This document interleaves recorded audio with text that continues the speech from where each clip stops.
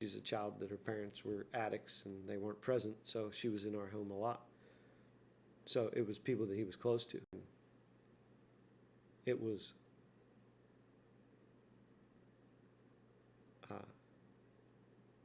I told you there's situations that you get in where you have to have conversations that you never thought you'd have to get into and never prepared for. And I was thinking that telling my boys that their mom was in jail and wouldn't be able to see them for 2 months was the worst conversation that I would ever have. And it pales in comparison to the conversations that you have to have. So he ended up playing football that day. And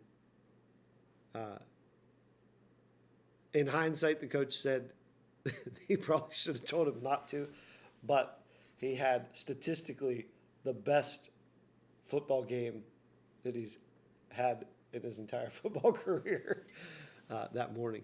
He had lots of negative energy he wanted to get out, and he had more tackles and more blocks than he ever did before that. So it was good for him to be able to vent a little frustration on the football field, even if it was at the expense of the other young men. But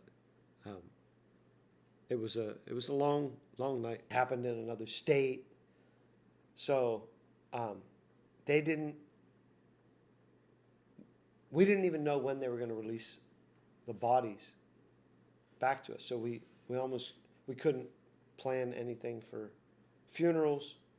And so now there's 3 funerals that have to take place, all for the same church family, And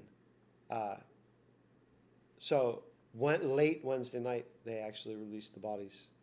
So we knew we can move forward with scheduling funerals.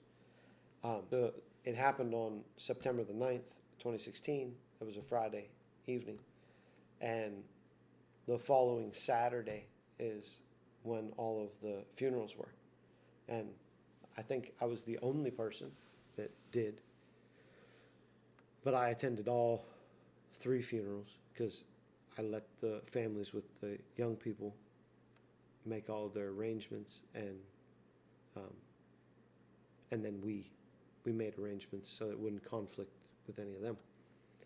So at 9 a.m. I was at a funeral and reception, and then I went directly to another funeral and reception, and then I went to the funeral for my wife.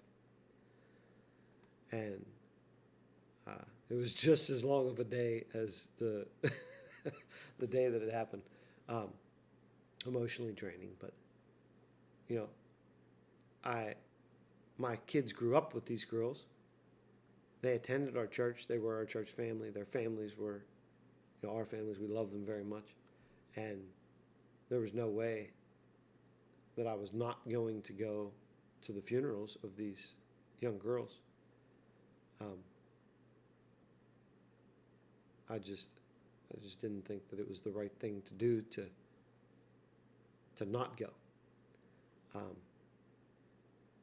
And I mean, it's how God convicts you, the direction He tells you to go, right?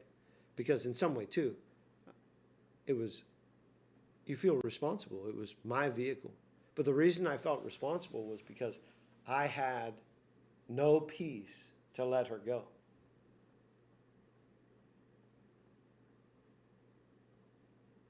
And then I should have just told her no. Because that's what I believe God was telling me, was to just say, no, it doesn't make sense for you to go. It's not the right setting for you to be in. And so some part of me knew that I should have not allowed my wife to go, period. And because somebody else would have stepped up and taken Logan and the other girls that needed to go. It was just tough. I was the facilities director of a church. I was working way more than full-time hours, trying to accomplish everything. And I did, about 2.5 weeks, I took off from the church. It was a solid 2 years of putting my daughter to bed every night and her crying for 30 minutes to an hour saying, I miss mommy, and there's nothing you can do. It just breaks your heart on their behalf. And Graham, my oldest son, he was hard on himself because he spent so many years with a strained relationship with her, and then the relationship began to heal, and it was actually a healthy relationship. And he was hard on himself because he wasted time.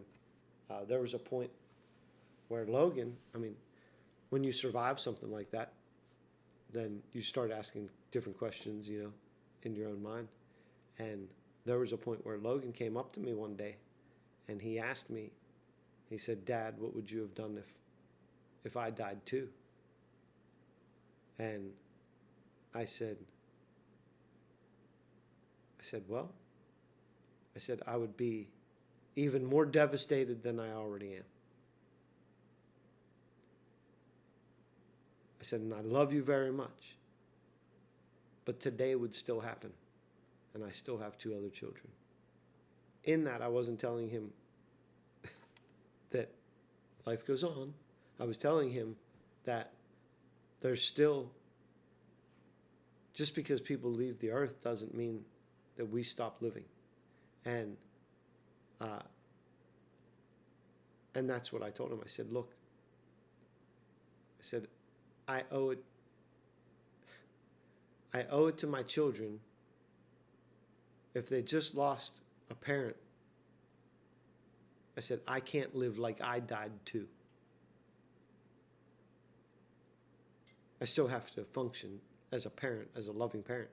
And so it was tough. And there were trying to schedule everything. You know, I didn't sign up to be a single parent of 3, 6, 13, 16. You know, I'm trying to still get everything done.